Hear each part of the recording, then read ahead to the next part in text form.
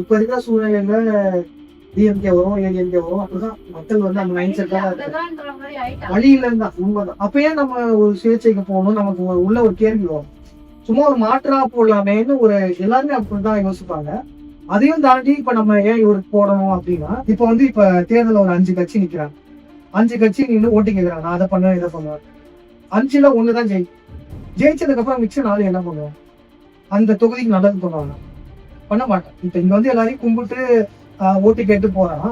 அவன் தோத்துட்டானா அவன் வந்து நல்லது பண்ண போகுது. இப்படிதான் நடக்குது. காலங்காலமா இப்படிதான் இருக்கு. ஜெயிச்சாலும் நல்லது பண்ண மாட்டாங்க அது அடுத்து. ஆனா தோக்குறவங்க வந்து ஏன் இப்ப உண்மையிலேயே மக்களுக்கு நல்லது பண்ணணும்னு நினைச்சாங்கன்னா எப்பயுமே பண்ணுவாங்க. ஜெயிச்சாலும் தோத்தாலும் மக்களுக்காக வந்து நிக்கணும். ஆனா அப்படி வந்து நிக்கிறது இல்லை. சுயேட்சையா நின்று நம்ம தோத்தாலும் பரவாயில்ல, ஜெயிச்சாலும் சரி தோத்தாலும் சரி மக்களுக்காக தான் நம்ம நிக்கணும்.